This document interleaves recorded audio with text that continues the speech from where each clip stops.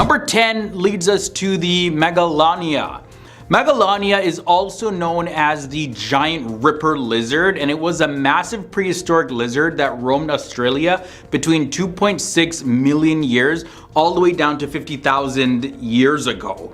Now, it was one of the largest terrestrial predators of its time, measuring up to 23 feet in length and weighing up to 2,200 pounds. Megalania had sharp, serrated teeth that could slice through flesh and bone with ease. And it's believed that Megalania was likely a stealth hunter, using its keen sense of smell to track down prey before launching a surprise attack. Megalodon comes in at number 9. This is a prehistoric shark that lived approximately 2.6 to about 3.6 million years ago until it went extinct.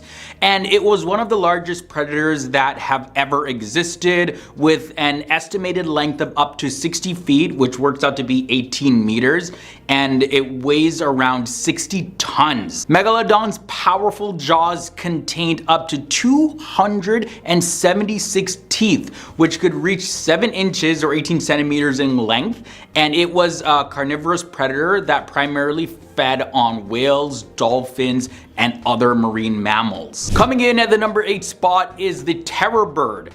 So these terror birds were a group of flightless carnivorous birds that lived in South America during the Cenozoic era. They were the dominant predators on the continent for about 1 million years, and some species grew up to 10 feet tall and weighing up to 1,000 pounds. With powerful legs, sharp beaks, and massive bodies, these birds were definitely formidable hunters, likely preying on other large animals such as mammals and reptiles.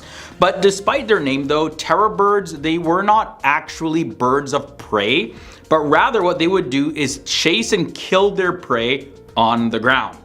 They are believed to have gone extinct around 1.8 million years ago, possibly due to competition with other predators or the changes in the climate. The animal at number 7 is Smilodon. Smilodon is also known as the saber-toothed tiger, and it's a genus of extinct predator felids that lived in North and South America from the early Pleistocene epoch to the end of the last glacial period. It's of course one of the most iconic prehistoric animals, and the Smilodon is well known for its long, sharp canine teeth that could grow up to 11 inches in length.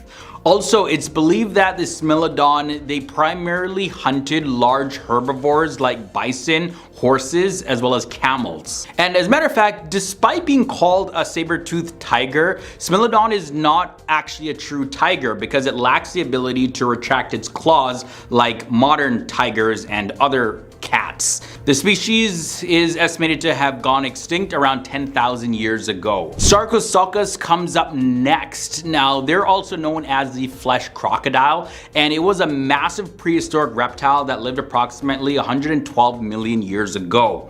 The ancient predator was one of the largest crocodile-like animals to ever roam the planet, with an estimated length of up to 40 feet or 12 meters and weighing over 8 tons. It also had a very long and powerful snout, and it was filled with razor-sharp teeth that it used to grab and kill its prey. Its size as well as its strength allowed it to take down even the largest dinosaurs that roamed in the same habitat. Moving on to number 5, we have the Gorgonopsids. They were a group of carnivorous synapsids that lived during the late Permian period, approximately 260 million years ago. And these creatures, they were apex predators in their time, with a distinct skull shape that featured large canine teeth and a broad, flattened snout. Gorgonopsids' size, they range from small dog-sized species up to massive predators that grew up to 20 feet or 6 meters in length. And they were very agile hunters. They likely preyed on a variety of animals, including other synapsids and early reptiles. The name Gorgonopsids comes from the Greek word gorgon, and this means dreadful, and opsis, which means appearance. Next up, let's look at the Deinotherium. This was a prehistoric elephant-like animal that lived during the Miocene and Pliocene eras. So that was about 23 million down to about 5 million years ago, that time period there. And it had an estimated weight of up to 12 tons and a shoulder height of around 13 feet or about 4 meters. What set the Deinotherium apart from other ancient elephant relatives was its unusual downward curving tusks, which were longer than and thinner than the modern elephants that we know today.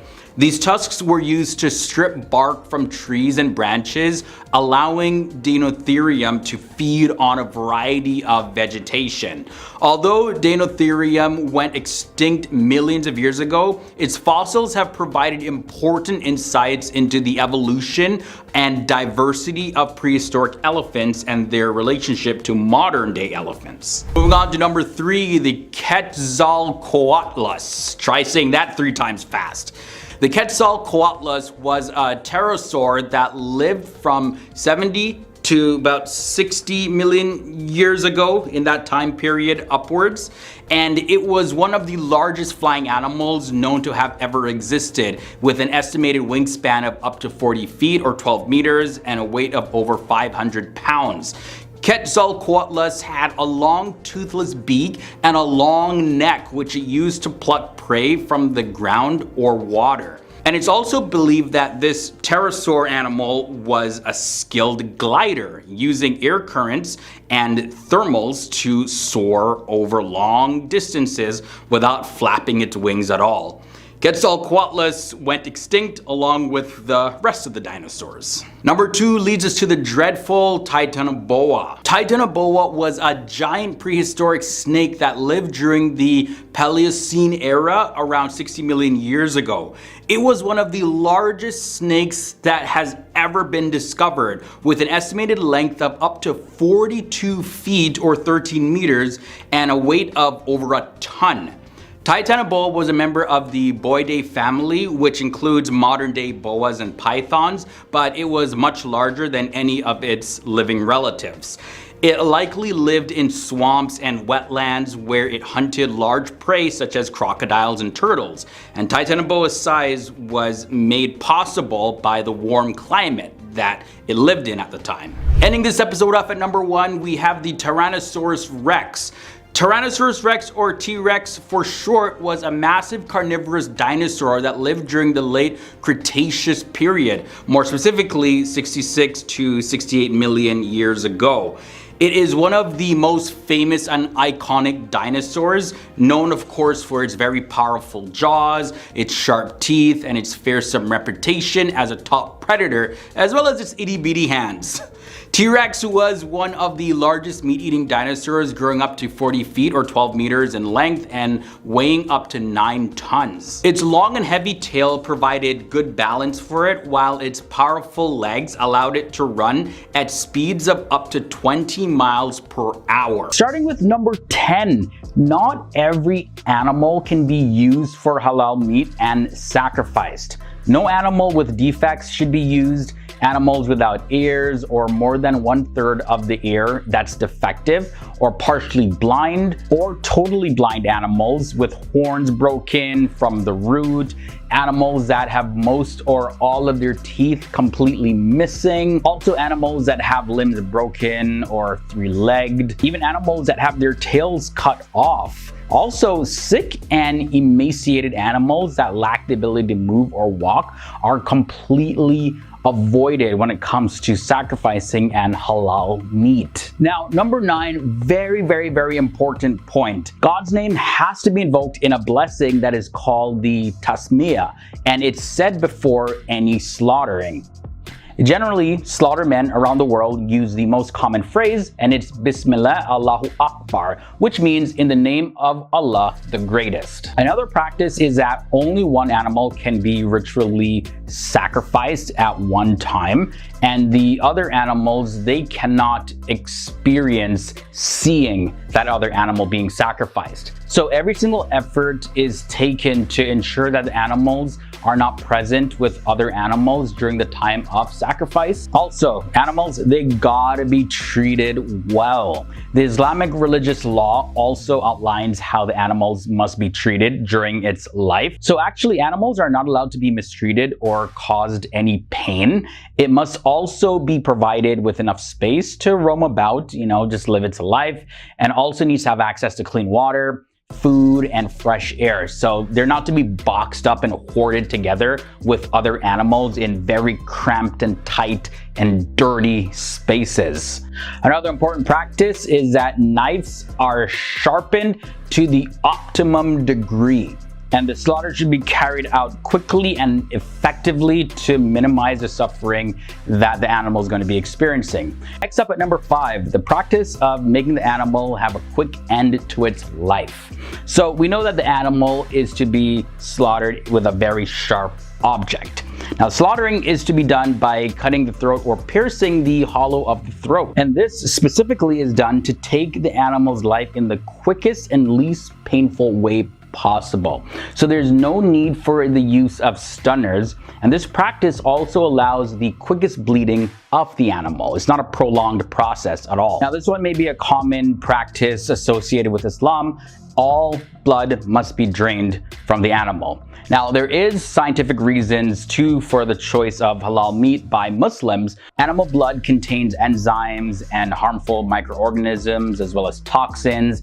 And in halal meat prep, the blood is drained out completely as the animal is still not fully dead. And this prevents any blood clotting to happen in the veins. And also, the meat would be just that much more cleaner. Number 3, let's talk about the religious duty. Not anyone can actually perform an animal sacrifice. They must meet certain requirements. It is a duty of every Muslim male and Muslim female as long as they have reached the age of puberty, also that they're in the right minds, and they also possess a certain amount of wealth at that time.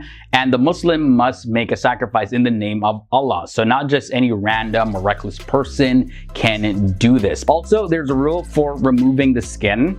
The skinning of the animal that has been sacrificed and dismembering the body parts should not begin until the animal's carcass has turned cold. And finally, another surprising practice relates to the fetus. So if after slaughtering and sacrificing an animal that it's found out that the animal is actually pregnant and there's a live fetus that is inside of the animal still, well, it's necessary then to slaughter that fetus. Up at number 10, pigs were considered sacred in ancient Egypt. Now, the pig, it watches over the storms, darkness, deserts, and chaos. They even had a ritual where they sacrificed pigs in the name of goddess Demeter. The goddess looked after grain, fertility, as well as purity. Now, she also cherishes youth and preserves marriages and nature. Also, the Celts worshipped a god of swine called Bacchus, and after the prayer ceremony, they cooked pork. It was served as part of the ritual. Now, moving on to number 9, let's look at the snake. Serpent deities are worshipped in Karnataka, India, and the worshipping of snakes can be seen in many ancient cultures and traditions, especially in Indian culture. Lord Shiva wore a nag, which is an Indian cobra, around the neck as an ornament. That is why the cobras are most sacred to them. A festival called Nag Panchami is celebrated where all people worship snakes. Now, people also offer milk to the snakes, and then they have various different rituals of worship that they perform to the snake. Now, serpents are not only worshipped in India, but they are also worshipped in America. Also, the Egyptians, they worshipped a variety of snake gods, and in some Native American tribes, the snake is the god that controls wind as well as thunderstorm. Coming in at number 8, we have the tiger. According to the myth and culture of China, the tiger is one of the 12 zodiac animals. According to the Eastern Asia culture, the tiger is a symbol of royalty, anger, and fearlessness. Kunming, a suburb in China, is an attraction for tourists where tigers are worshipped. Now, in Hinduism, tigers are associated with gods Shiva and Durga, and there's also a festival called Bag Jatra, and this festival is celebrated in Nepal. Cull. In many parts of Vietnam, tiger temples can be found as well, and there are statues of tigers at the entrance of these temples. They believe that keeping the statues of tigers in the temples